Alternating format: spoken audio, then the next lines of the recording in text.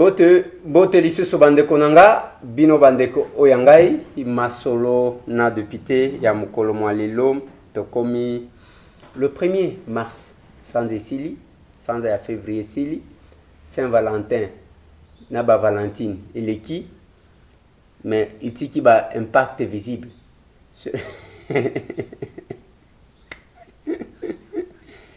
Itiki ba impact visible, masolo na député, tobandi, oh tobengi moi de la femme, moi ya ba mama na biso, moi toto saka bango ezalelo. Masolo na député, na bwakadi attaque moko salemi, plus de 10 personnes, bakufi na kati wana masolo tokobeta bandeko na ngai. Kuna na zafai ba rebelle batiki 26 otages, na kati ya ba otage wana ezana ba congolais na ba paya. Masolo tokobeta bandeko na ngai, élection ya Sénat nyonso koningana lobi tango bato bako sambela na Sénat eko yinda pona campagne électorale. Balingi banani bamusu balingi bangote, ça créé ba problème makamango ya union sacrée oyo. Insécurité na Kasai oriental. Bato ya mutema mabe bako boma bandeko na bango, meturu ya Chilenge, justice populaire, masolo tokobeta. Masolo tokobeta bandeko na ngai. Tokobeta masolo ya assemblée provinciale ya Sankuru na déclaration ya caucus ya ba eli provinciaux ya kuna ba ndeko na ngai. Tokobeta masolo wana tokosolola yango masolo ya mama yemo hôpital. Tokozela ba syndicaliste otobengaki lobi na bengaki docteur Patrick Mayi alobi ke a se concerter na bandeko na ye. Ça c'est d'un côté, de l'autre côté, bandeko to yambaki avant, bako sa la pression que lokola bandeko wana bazo kosa kaka biso il faut ka toya tolo bali susu na lobi na bango bo patienter moi muke. Je pense les derniers jours et kozala lelo ceux qui lobi wa monanité, je serai obligé ya ko aborder makamu susu na ko yamba batu mususu parce que quand même il faut que opinion eye ba qu'est-ce qui se passe réellement na mama yemu au lieu que intox ezala.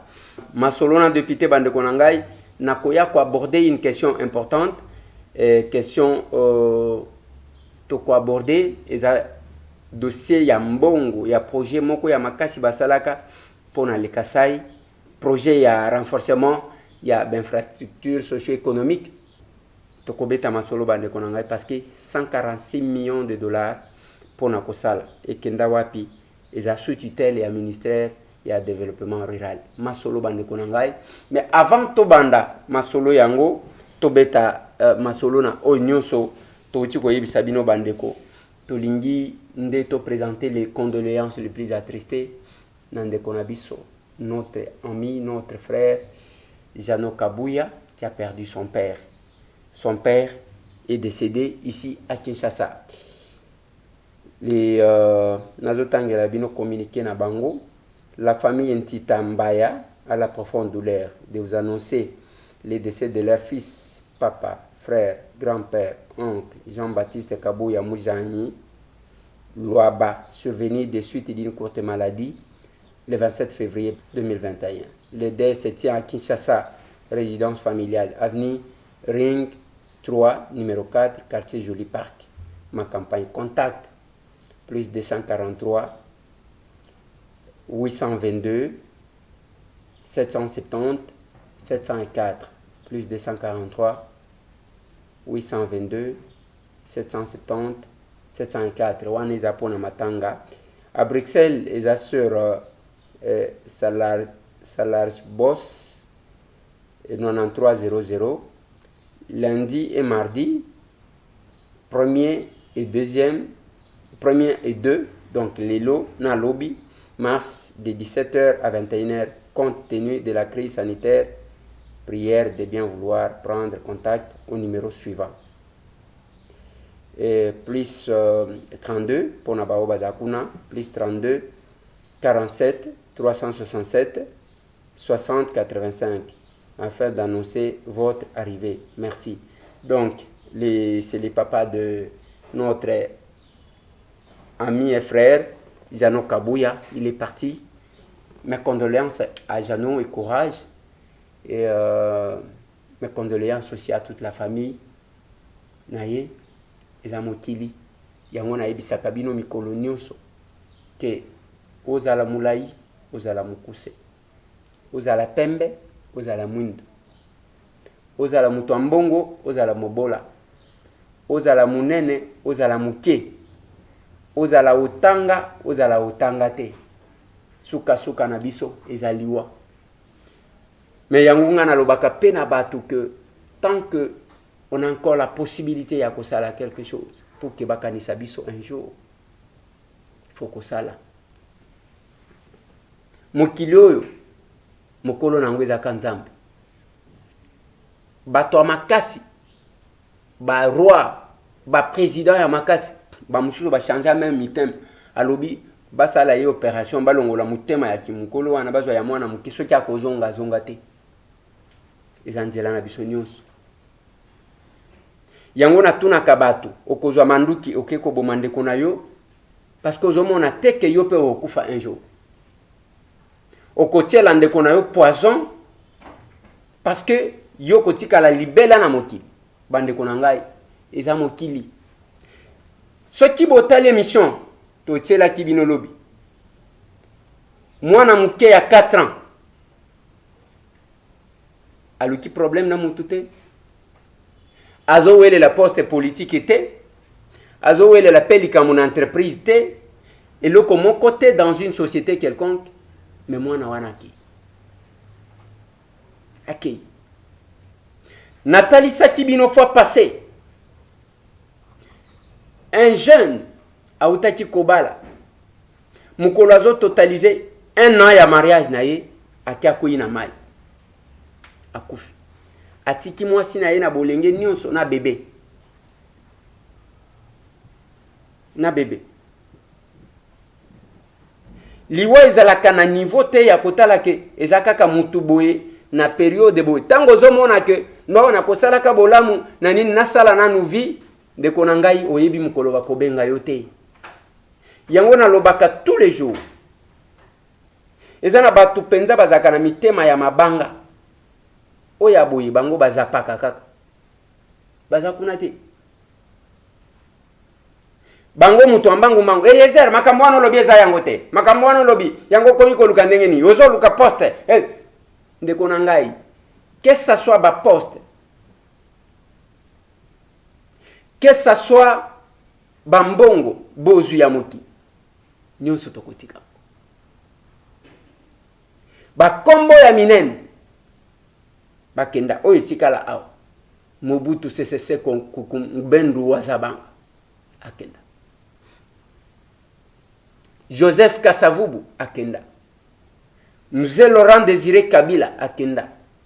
Lumumba akenda. Etienne Tshisekedi akenda. Biso nyonso tokokendaka un jour. Yango na koloba bandeko nanga. Soki bozomona même ce que nous faisons pour na kosungana. Eza eloko akoyekola te. Eza eloko ezalaka na mutema mutu. Mutema. Et on ne le fait pas parce qu'on a besoin d'une élection. Yango na lobaki na bato. Atoko kende mbujimai. D'abord, na bena Mwembia, bena Shimba, bena Kapuya, kuna na Kasai Oriental. Batu babomana, batumba ba village ya Mibimba. Biso tokenda tokomati wana. Tokenda tokomiti wana. Boyoki ke nani ake kopose acte kuna. Nani? Siko politique soki balobite musala na yo, eza ya ko voter ba loi, eza ya ko contrôler. Mais bande ko na yo bazo souffrir papa. Lwango tozo votango pona banyama, to pona bisimbi. Contrôle ango tozo salango pona elima, tozo salango pona batu.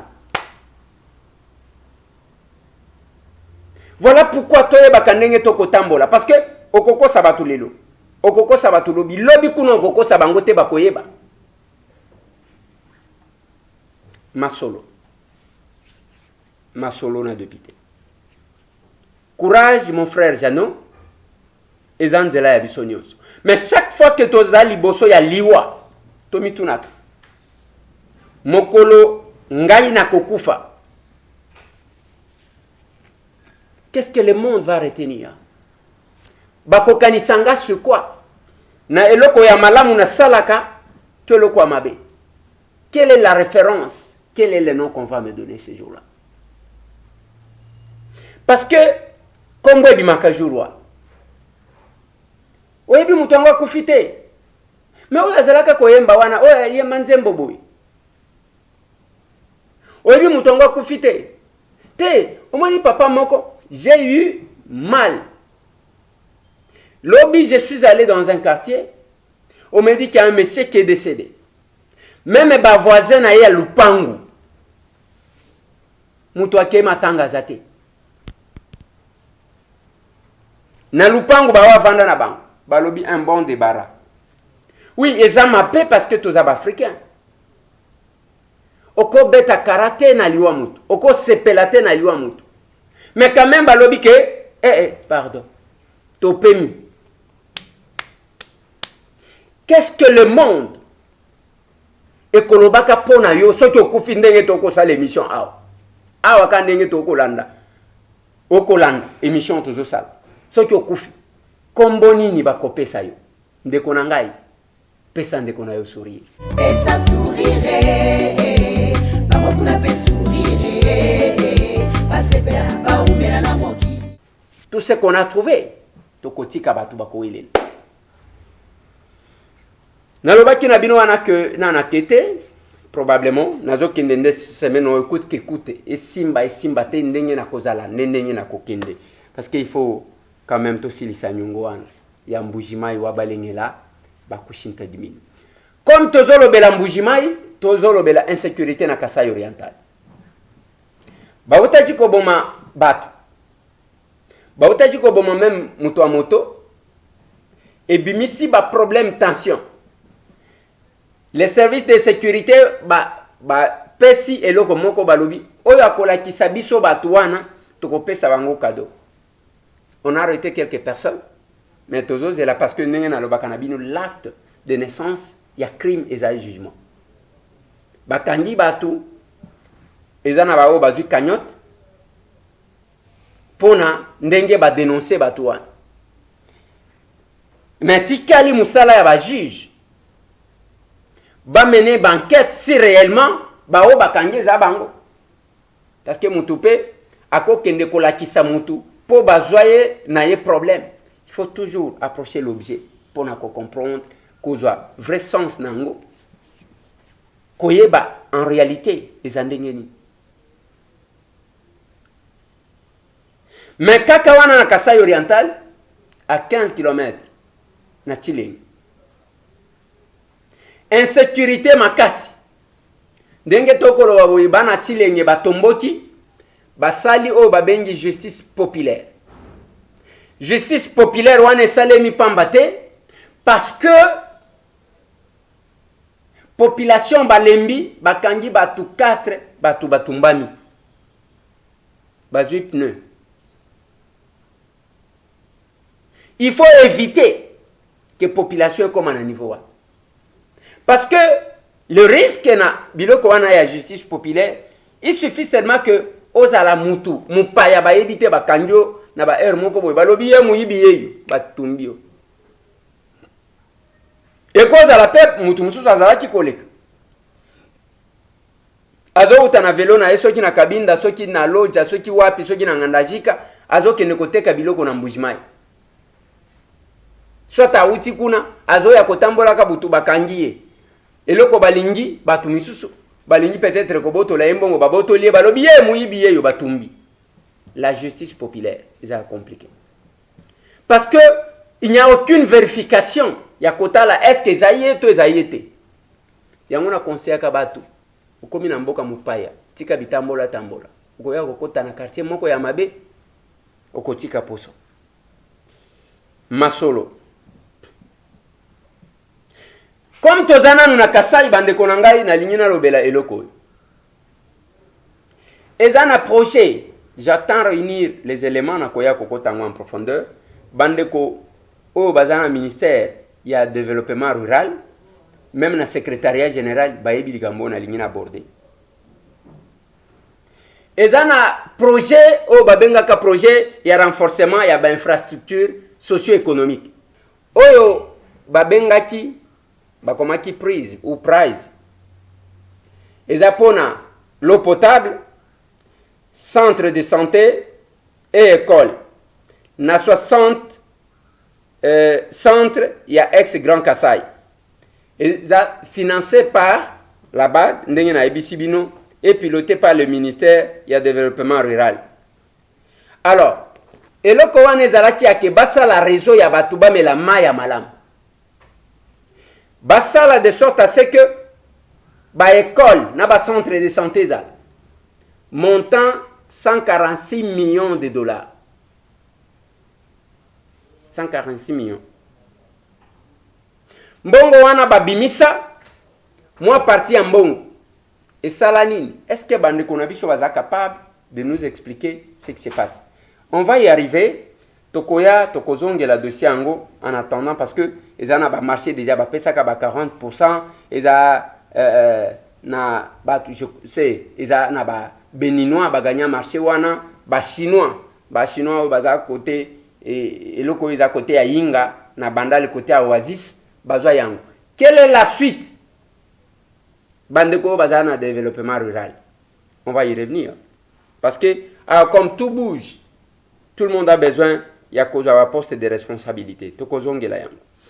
Na lingi na lobela bandeko na ngai lokola tozana cadre insécurité, attaque moko ya makasi Salimi. Attaque Salimi na Bwakadi. Na Kainama.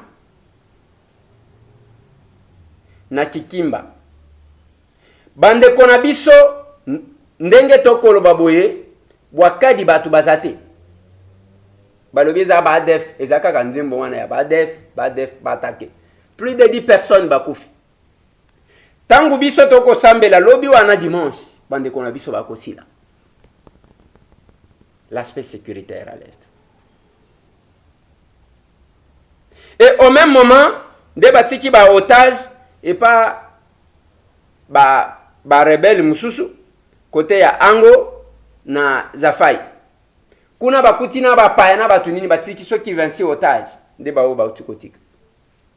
La situation sécuritaire à l'est du pays, bande konanga, ça nécessite ya que batu batala en face. Qui se dit des choses. Mais c'est comme si batu moko boye basigna pacte ya que muto akoloba vérité azate.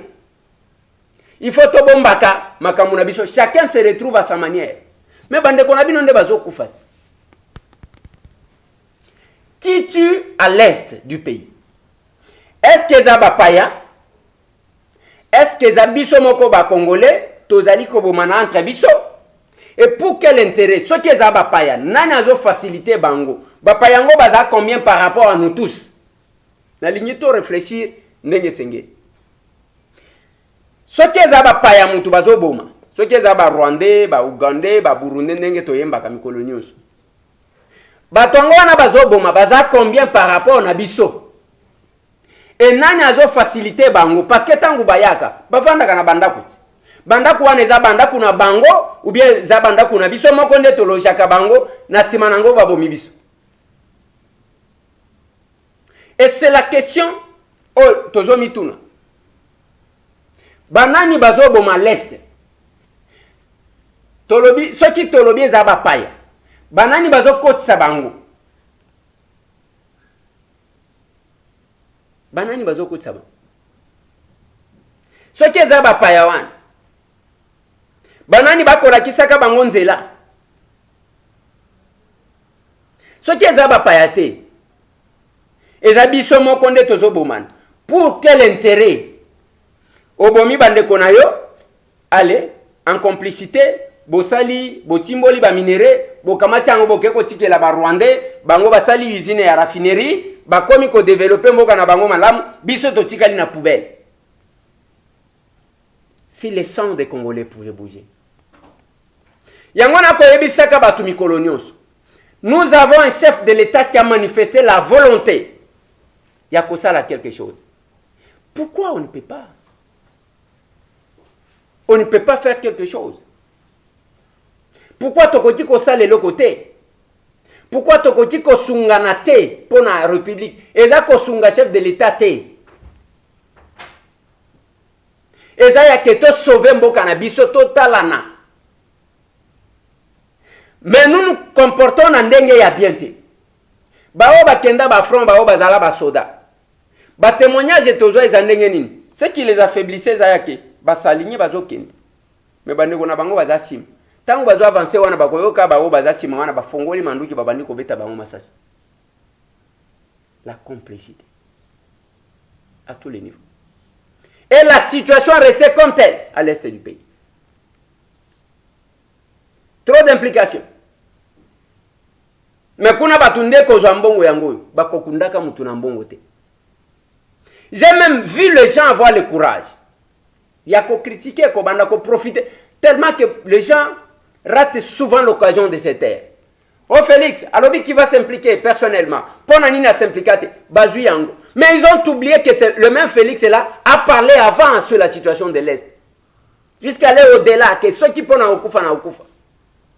Pour la paix à l'Est du pays. Mais aider le chef de l'État.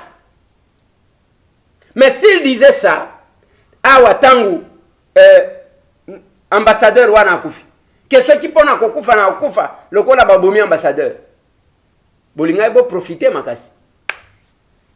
Sachez une chose et retenez. Félix Antoine Tshisekedi Tshilombo chef de l'État lelo. Aza éternel chef de l'État te. Un jour à koleka ko se reposer yemo ko alobaki na bino. Mutu normal ako sala plus de 2 mandats te. Akoti kanayi. Mais le pays reste. Yo pe tourna yo, nzamba pambola ka mutu amutema mabete. Parce que nous sommes là qui s'accapent. Oui, bato bazo mona ndeko elezera azolo ba oui. Mais mutu azo mona oeza aw, oeza na mutema. Eza kanzambe yemo. C'est lui qui nous voit, c'est celui-là. Bato bazo sala. Ndenge na lobaka na bino bato basala ba YouTube pour na business, yake ali a moi fufu, azo moi mbongo, asomba moi mutuka ainsi de suite. Bato basala ka nengo na baleka ka nengo zo mona bato bazo leka na ba télévision. Mutu na mutu azana une motivation bien précise. Il y a Oezole qui s'agaye Mikolonios. Si on commence à se poser des questions, pour nini muto Mikolonios soit les à la télévision, on doit tokoyeba ko identifier batu. Tokoyeba constituer batu na esika bazali. On ne fera pas la confusion. Na lobi boye.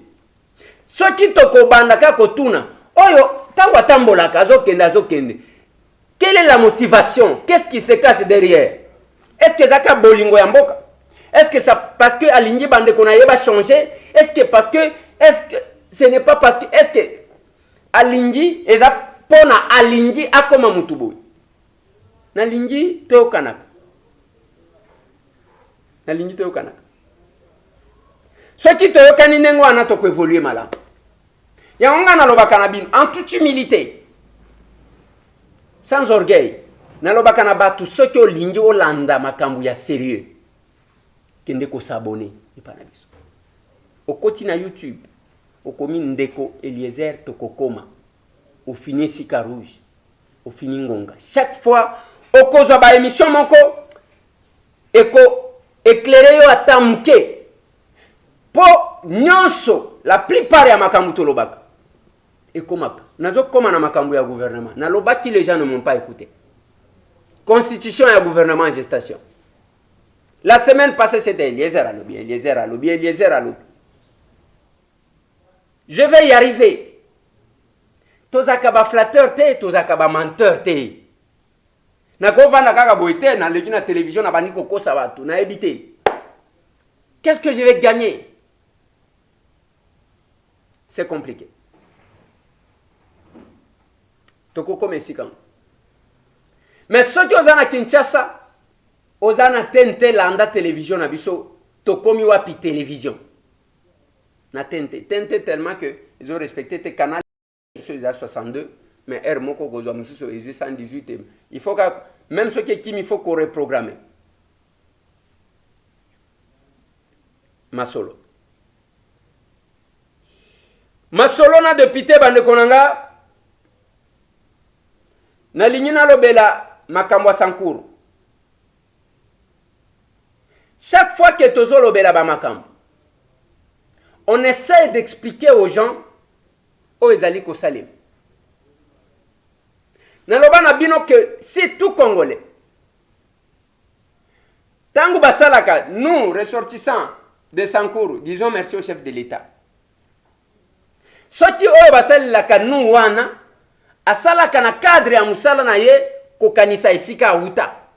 Kosala taka mo eloko ya muke. Ba province na biso mbele se développa quand même. Différence entre poto na awe pa na biso, ya liboso ezani. Mutu ako villageois zaka na poto te. Pona nini? Eloko nyonso wana kokuta na ville na mboko kokuta. Magasin ya munene kokuta na Kishasa awa, okende na Lubao okutia. Okende na Kabindo okutia. Mutu akosala ba distance makasi te pona koluka soki nini. Mais soki mutu nyonso akosala quelque chose. Yango nga na koloba.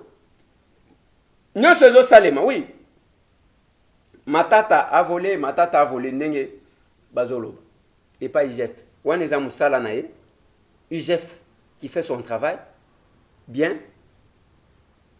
Mais ce qui il se rétablit que Matata y va quitter. Mais quand même, Matata fait quelque chose chez lui. Total akalikambuana.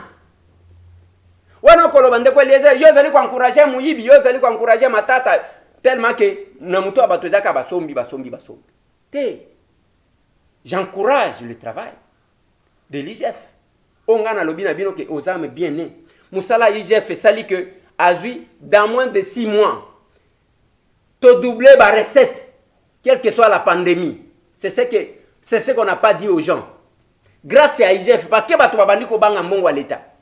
Et bandi ko kota. Omani makambuluzo lo bambe alobaka. Mutu aye ko matérialiser yango, eza IGF o azosala.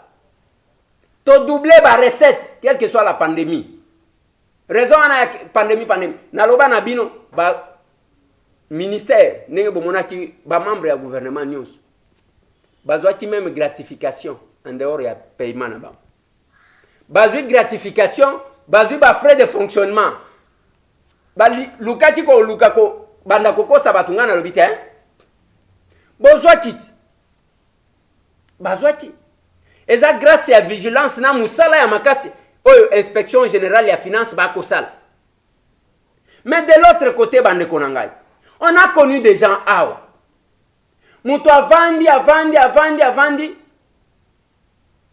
Amizweli ayibi mbongo yemoko. Yemoko alingi Kinshasa oyo nyonso koma yaye. Akosomba awa. Il y a les gens awa ba service ba identifier 115 villas.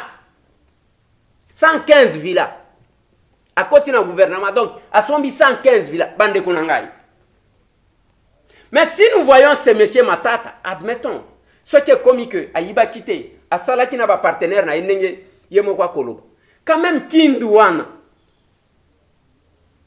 na province à Maniema, Bazu université à Kitoko, et so bengabat. Pas ya eso beneti oyo, tala misusu tokenda na bangandayal. Wana eza en face ya Mbandaka. Tokenda ti kuna na riwara ba misusu école yango. Total le komoko na éviter ceux qui a solo ceux qui a lokuta na réseaux sociaux baloba. Oh école ceux qui a Lambert Mende ceux qui guest house ceux qui ni. Mais quand nous voyons biloko ndengwana ça révolte. Mais oyo asali quand même pas na bango. Stade ya mibale ceux qui olongwe na Kinshasa okena Kindu. Makadam monani. Kenda na Sankuru makadam ata ya demi-mètre za la kate. Okena Kabinda, bana bayeba kama makadam te. Na province à Lomami. Il y a des provinces où moi na yebi makadam te, mais okena Kindu. Poussière ezalaka na Kindu pona baoba kenda Kindu avant. Et si moi aéroport na bango, ka moi avion ya nini, ezo kitawana. Ezane sika o baloba kike e Congo Airways e bana koke ezo kende ndenge nini parce que piste ezate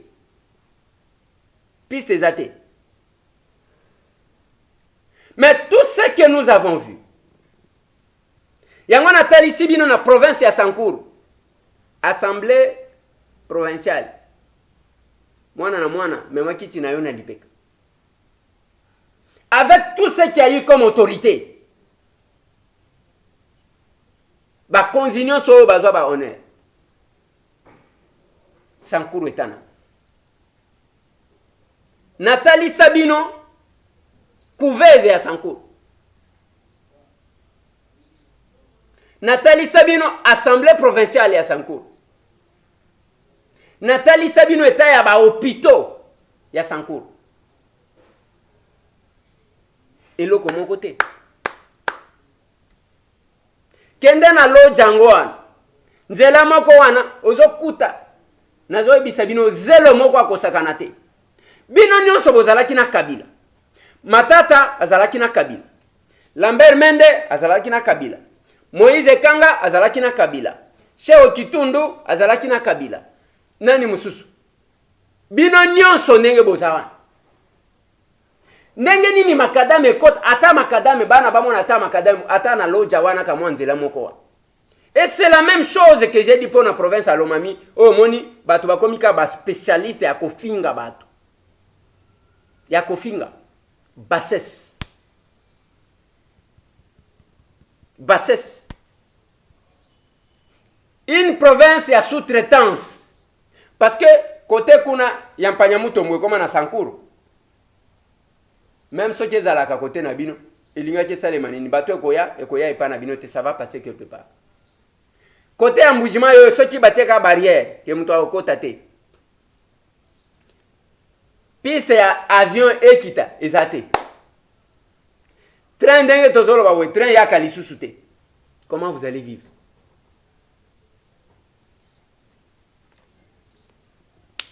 Compliqué. Mais quand tu es élus provinciaux et à Sankuru, ils ont fait une déclaration. Déclaration caucus de députés provinciaux du Sankuru. Après une longue crise institutionnelle qui a paralysé la province du Sankuru, nous, caucus des députés provinciaux du Sankuru, province avant-gardiste des grandes mutations politiques de la République démocratique du Congo, conscient des valeurs contenues dans la vision de son Excellence Monsieur le Président de la République Félix Antoine Tshisekedi Tshilombo, laquelle vision est relayée par son Excellence Joseph Stéphane Moukoumad, gouverneur de province.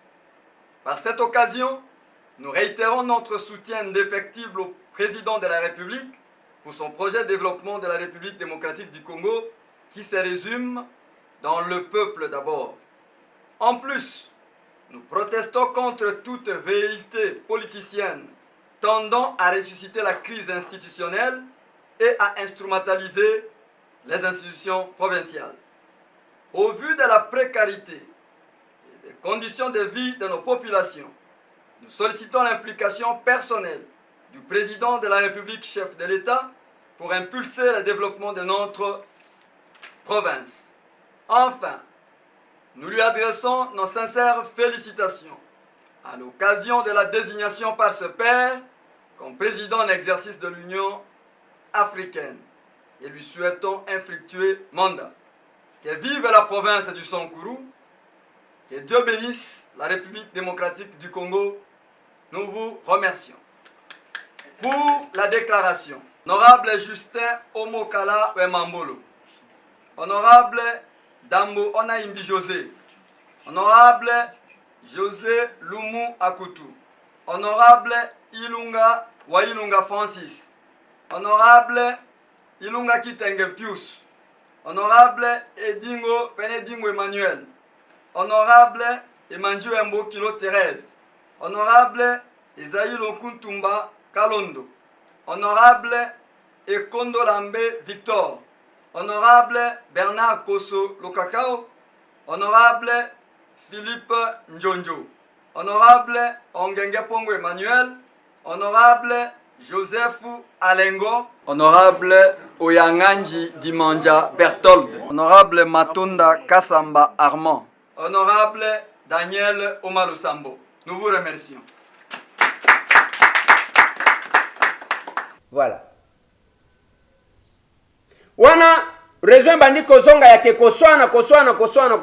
On a perdu combien de temps? Et là, bao bazo swana wana se retrouve. Baza bien. Bango ba souffragate. bao baswanaka wana bazalaka na bango bien, bao bazo souffrir nde bautilisaka pour que babomana entre bango, la population, la pauvre population. C'est quand même compliqué. Ba oyo bazo tirer ba ficelle ba o bazo swana baza malamu ebino dès que balé ndenge to ko sala awa ba tractation politique, chacun négocie au nom de son appartenance provinciale.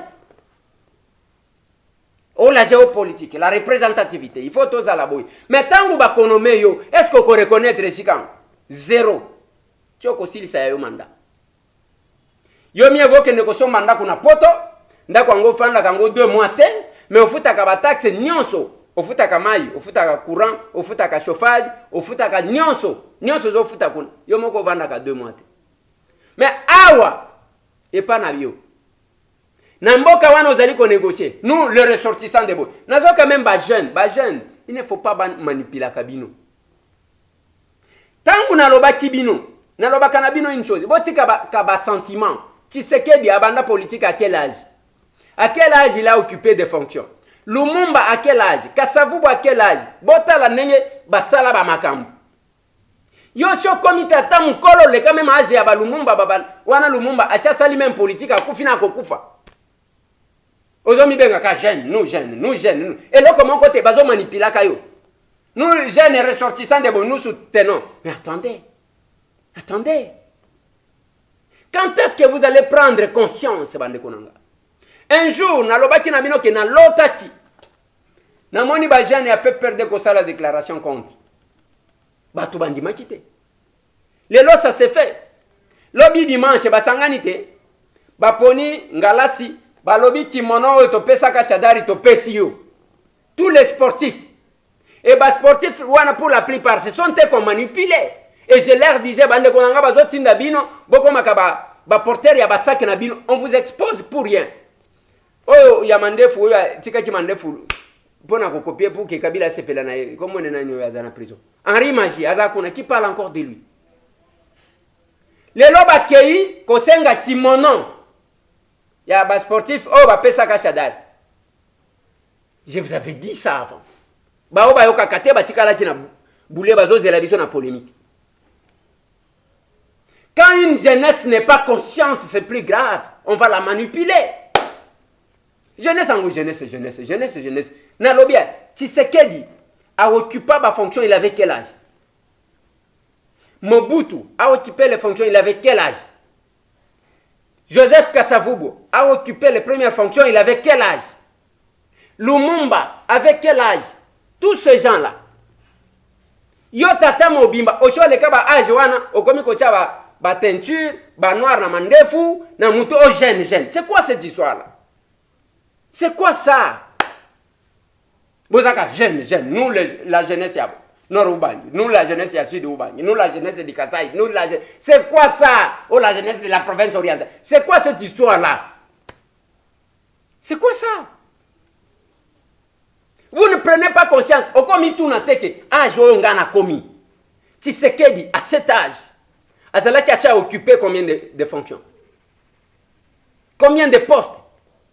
Mobutu? Je ne comprends pas. Bokenda ko bata mabino batata mibimba bolinga kolongwa te bozaka. Nous jeunes. Tozana réseau de jeunes parlementaires. L'Assemblée nationale. Babenga Kabiso. Celui qui dirigeait avant c'était Patrick Mouyaya. Pour le moment c'est Odi Kalonji. Babenga Kabiso na Grand Hôtel, babengi biso non réseau de jeunes parlementaires. Natala nakati wana nazomona Daniel te. Balobi o Daniel azamukolo. Nalobi je suis plus âgé que Daniel. Nga nazamukolo. J'ai totalisé 76 ans il y a 3 jours. Nga nazamukolo.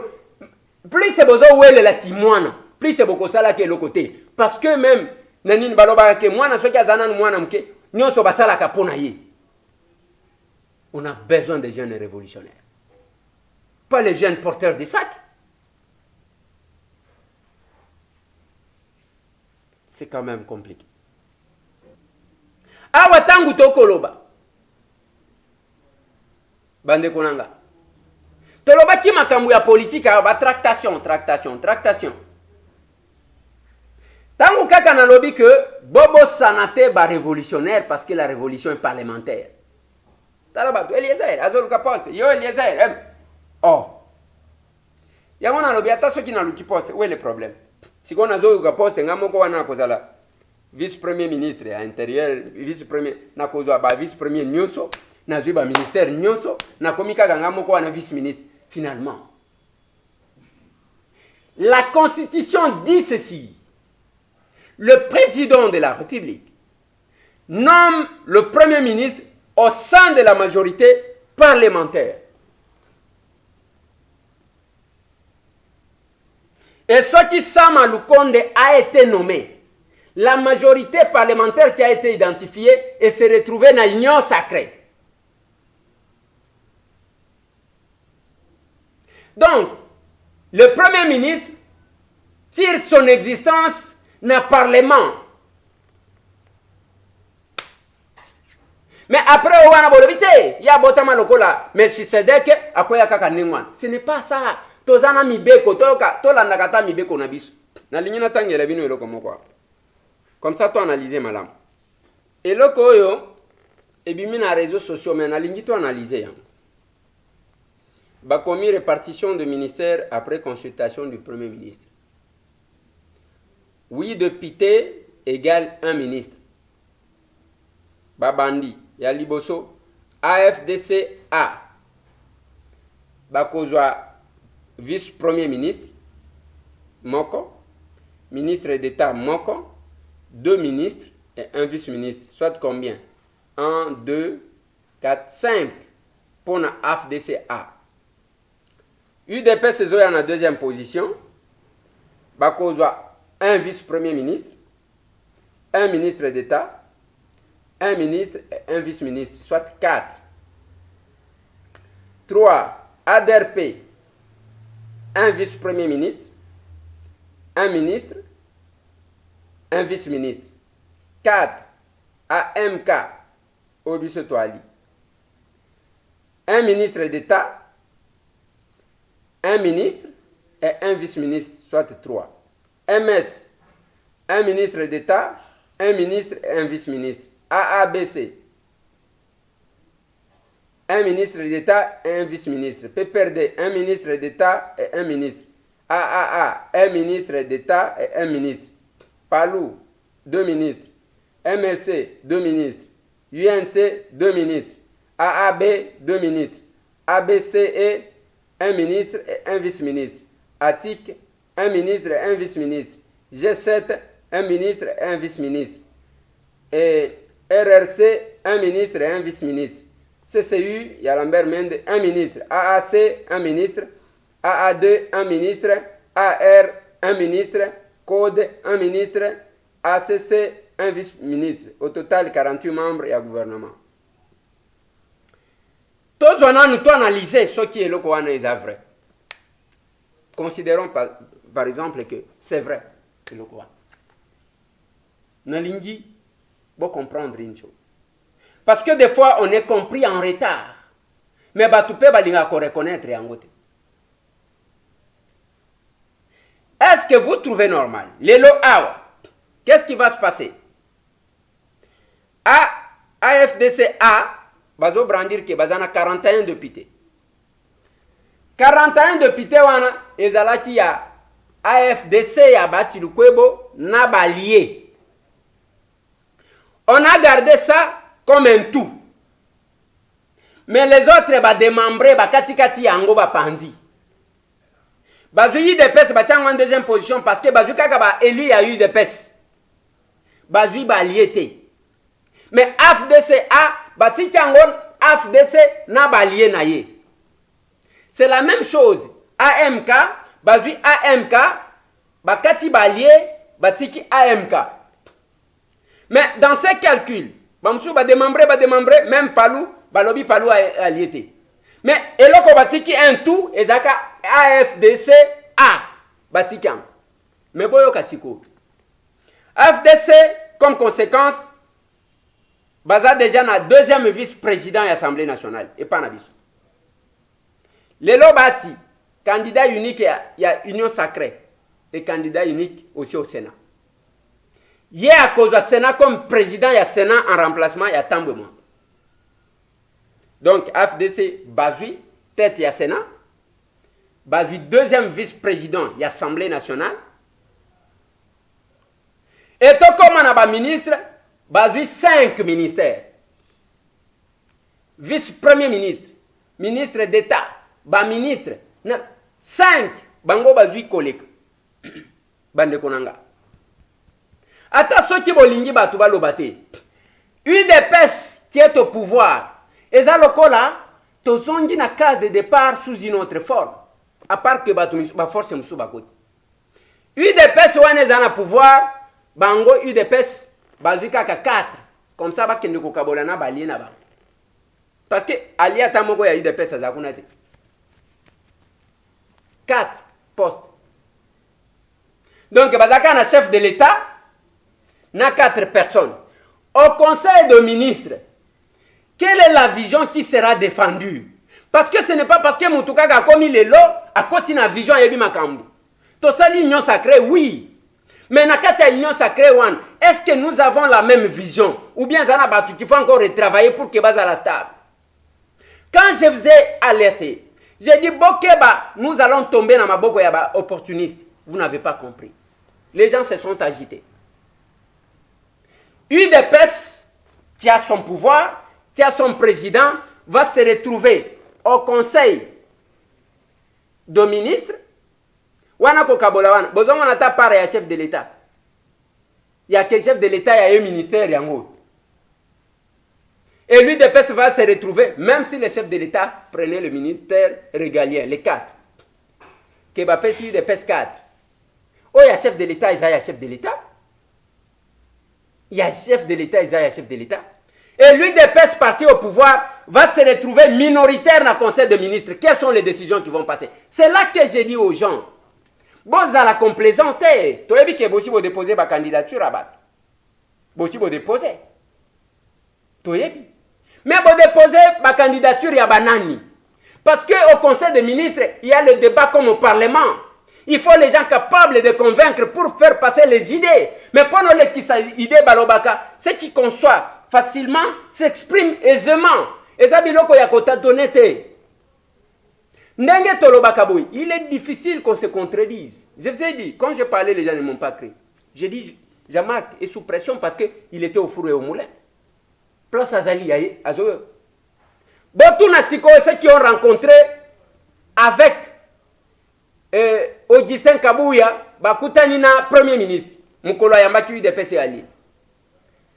L'expression ya Augustin Kabouya, exactement ce que nous nous disons, parce que nous sommes dans un même combat. Toyebi bisika to wuti. Yabona lobaka na batu, obunda pesa masuwa na yo. La kisa biso masuwa na yo. Augustin est allé plus loin jusqu'à dire que Monsieur le Premier ministre, bakosa yote. Atanga même kombo mutunga na linyi ko tanga ye awata. Oyebi ndenge nini mais nazamo na mukolo lupango. Bakosa ye pa mutu wana te c'est un roublard. Mais tozana bango na union sacrée. Lelo prenez le Sénat, les candidats ya Sénat. Est-ce que bureau ya Sénat, le chef de l'État va se retrouver réellement? Réellement, en toute sincérité. Ou bien, j'ai réfléchi, na réfléchi saka et loko yo na lobakango tango batu bazana Genève. J'avais dit aux gens que vous risquerez de monter un monstre que vous ne saurez pas colongol. Je referme la parenthèse, mais baïbi placé bada. Je l'ai dit encore aujourd'hui. Est-ce que Tosali ko façonné un adversaire de taille nous-mêmes? Jean-Marc Kabund, Augustin Kabouy. Est-ce que Tosali presque sur la voie à Genève? Oyo toko façonné nous-mêmes un monstre. Oyo a kotiabi en difficulté un jour. Retenez cette émission, nous sommes le 1er mars 2021. Lundi, je parle de ça. Retenez, conservez ça. Mais c'est un mois dit. Est-ce que tozali ko pesa mutute? L'UDPS sera minoritaire dans ce gouvernement. C'est-à-dire, ceux qui connaissent, ceux qui ont la vision, oyo bakota tonete, bakoza la minoritaire, quelles sont les décisions qui vont passer?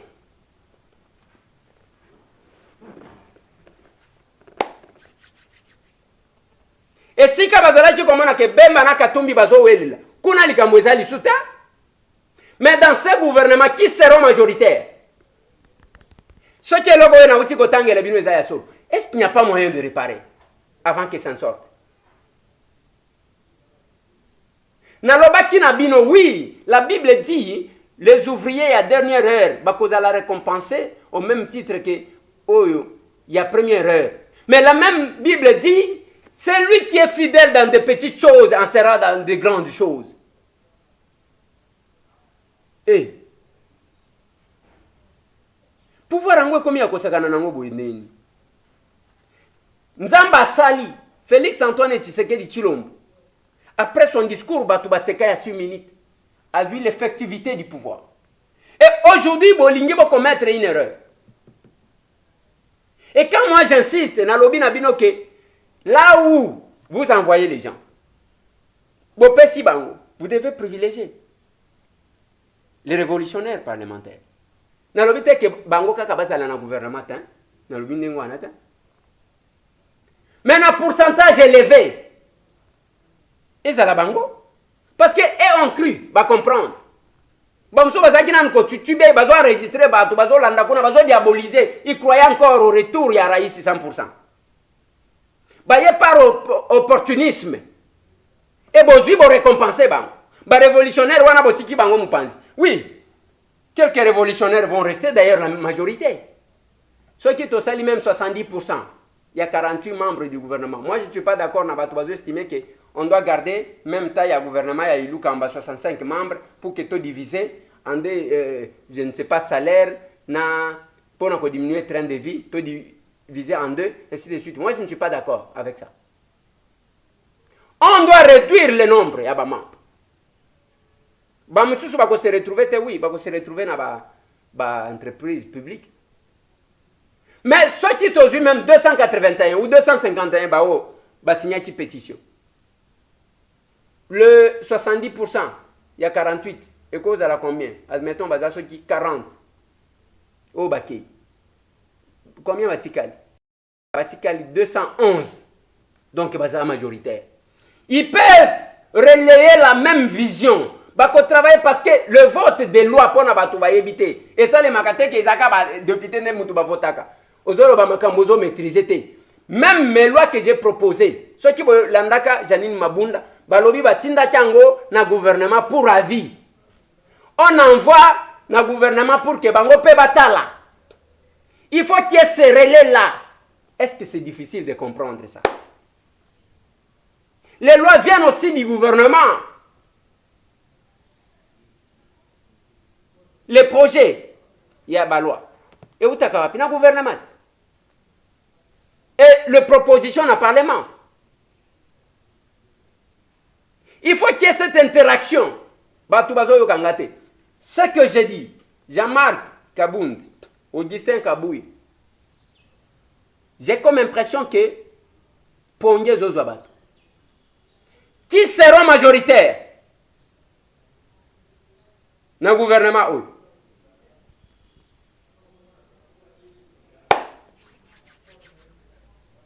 Alingina Soukis. Alingina Soukis. Nazokamwa. C'est quelle distraction de côté là-bas? Maintenant, nous toloba qui batu bazawan. Ezandenge moko na lobaka. Sylvestre Ilunga a présenté son programme. Nazwa parole. J'ai toujours dit merci à ma collègue Nanga de l'opposition parlementaire à l'époque.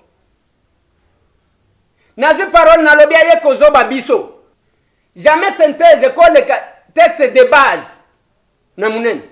On nous donne ma copie à 16 pages. Il va exposer, je crois, 36 pages. Un professeur, on synthèse, résumé, on va résumé le texte de base.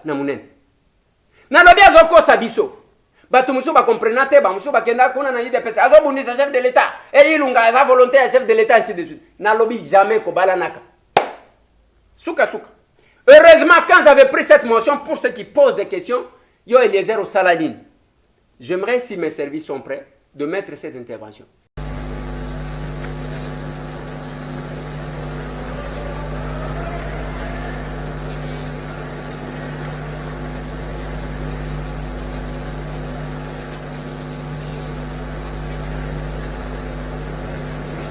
Merci, honorable présidente, honorable député et chers collègues. Nous intervenons par motion d'ordre selon la disposition de l'article 78 de notre règlement intérieur. Chers collègues, nous sommes devant une question sérieuse. Une question qui constitue l'avenir de notre nation et le bien-être de notre population. Voilà pourquoi nous voulons que beaucoup plus de sérieux puisse caractériser cette démarche. Chers collègues, l'article 70 de notre règlement intérieur stipule le règlement, les documents de travail doivent être distribués en dehors au moins 48 heures aux membres de la plénière ou aux députés.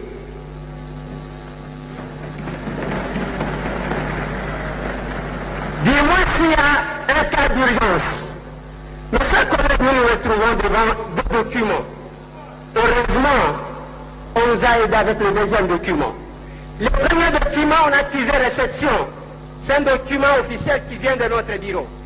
Nous voyons l'accusé de réception de l'Assemblée nationale, il y a l'accusé de réception du bureau de notre présidente. Et ce document, chers collègues, est même signé, nous connaissons l'auteur. C'est M. Ilunga Ilukamba, Premier ministre, qui a même signé en date du 30 août 2019. Mais de l'autre côté, chers collègues, il y a un document qu'on vient de nous remettre. Un document, certainement qu'on a mis le nom d'un certain Ilunga Ilukamba, mais qui n'a pas signé, chers collègues, ce document. Et ce document, on n'a même pas accusé réception par notre bureau. On se demande, chers collègues, d'où vient ce deuxième document. Et le document qui nous a été remis, nous nous sommes préparés, nous sommes venus ici, chers collègues, nuitamment chercher ce document. Parce qu'on nous a bousculé que le bureau de notre rapporteur était ouvert jusqu'à 20h17. Et nous sommes venus, nous nous sommes préparés là-bas. Mais le discours que nous avons entendu, chers collègues, n'a rien à voir, on était tous perdus. J'ai regardé même le service administratif de notre assemblée, ne se retrouvait pas. Il a fallu que quelques collègues d'entre nous envoient le papier à notre bureau pour que le bureau demande à ce qu'on puisse multiplier un document dont on ne connaît pas la provenance, chers collègues. Voilà pourquoi, chers collègues, nous ne demandons rien d'autre à notre bureau que le respect de notre règlement intérieur. Au cas contraire, si on va adopter, comme vous êtes souverain, pour une démarche cavalière, le peuple sera témoin de notre démarche. Je dis merci. Et c'était ma motion. Et j'ai été honoré. Avec mes collègues, tout. Il y a opposition parlementaire, Tobimak. Parmi ses collègues, Tozana Bagran, comme les profs Ndjoli, les autres. Vous pensez que tout le monde là, Babimaka pona Kobima. Si on n'avait pas raison, on n'avait pas convaincu. Bande Konangai, Toye Bakani Ntokosal. Et les loges alerte, encore. Les chefs de l'État, dans le gouvernement Oyo, à cause de la représentée, na banani bazo maîtriser vision, qui ont la volonté à changement. Sachez-les, le peuple nous regarde.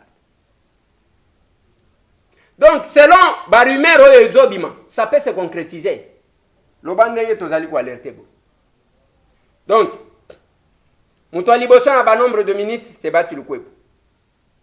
Mais ceux qui te na FDC A1, Nenen Koulou Azana 41 wanate. Il y a à peine à batouter. Je dis Steve Mbika, je vous mets les tweets. Il y a Steve Mbika. abandi koloba dictature. Est-ce que lui, en réalité, azanaye 41 députés wana bango baningana kate bazaka kandengwana, même ceux qui ne sont pas là. Et ndenge na koloba, ah, Jean-Marc boye bien ngoti. Augustin Kabouye boye bien ngoti.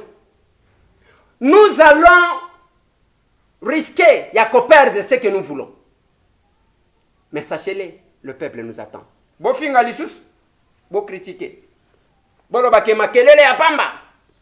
Distraction, un embrouillère. J'embrouillerai. Je distrairai les gens. Mais tôt ou tard, vous allez me donner raison.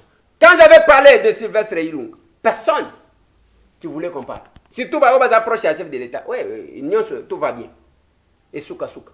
Quand j'avais dit que jamais, oh, bokozo na muniere bokomiwan, tike gagna kabunde mabunde, ezaya ngote. Mes collègues là, bazola nanga, ba ugi, ba bintu, bazola nanga. Bazomo nanga te, yo muto alamuka, comme ça. Souka souka. On est de pitié, nous tous. Mais on n'est pas les mêmes. Merci. Nalenina souki sabande konanga. Oui, ça fait mal. Ça révolte, oui, ça révolte. Bolingi koyo ke la bisote. Et vous pensez que tozo sala makelele ya pam. Vous pensez que tozo distraire bato. Ça va arriver. Ça va arriver. Oui, ça va arriver. Nalingi na suki sawana bande konangai. Tozali ko continuer. Mais kakosala un effort pour que ba eximer. Ce qui va kondima ko eximer to sunga d'abord pour que dossier mona. Ya mwana o batumbi na mwanda. Congo central, je suis en train de sentir quelque chose de pas trop bien. Parce que bozo kende en dehors ya barit na ba coutume ya ba Congo. Ce qui se passe aujourd'hui, ça a des conséquences sur notre vécu quotidien. Et vous sentez, biloko lokola ba sacrifice, nini, on ne sait pas trop commenter, mais on se pose des questions. Moi, na salini. Pourquoi on l'a fait? Pourquoi lui? Pourquoi lui? Pourquoi ce bébé? Pourquoi cet enfant de 4 ans? Pour nini koboya moi na vivre. Et cet enfant-là est en train de mourir à zomona gandi mamanaï. C'est pas possible, mon Dieu. Dis-moi que ce soit un accident. Mais Nasuka, parce que tu as ta émission. Papa, moi, nana, maman, moi, bazolo, wananga, qu'ils ont été torturés. Si ordre ya magistrat wana, basse ce qui basse. C'est pas possible. C'est pas possible tout ça dans le monde. Vous n'allez pas. Parce que je ne comprends pas. Ils ont les kelanga. Donc, nazo comprendre. Nazo kokate. Boko ya kofuta ba sacrifice na binote. Na ba innocent ndengwana. Ce qui peut-être bokota ba maison mususu. Boko ne kofuta ba nyongo na ba famille na bino. Mais c'est pas possible. Na mokilo yo. Yo monika ka mwana mkewa no sacrifier. Ce qui est anglais en moi. Parce qu'on ne comprend pas. Ceux qui ont croire dans le sacrifice, on ne comprend pas. Parce qu'il y a trop de flou dans ce dossier. Selon moi, dans mobile one, oyo beau-frère naye, moi naye ya musala, ya sente moi naye, a bengani yete, par contre azolo banaye ke, zelaba pesa nga de compte final nanga, na perenko, bongo na pesa yo, oya kobala moi nanga, bande konanga. Wana maître na yo ka ya science.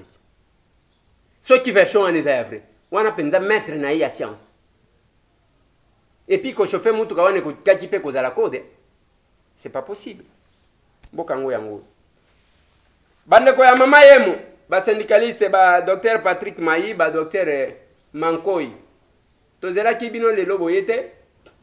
Ceux qui lobby na 8 heures. Boyete, on sera obligé à koyamba bande ko mususu. Comme ça boko loba mingi. Boko loba lisusu ke biso basombi biso pangobi. Boko loba encore rebelle.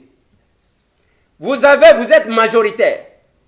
Et aujourd'hui, Bino nde bozana comité qu'on a vous gérer. Venez quand même éclairer Batou. Boloba, qu'est-ce qui se passe à Mama Yemo? Les gens ont besoin de comprendre.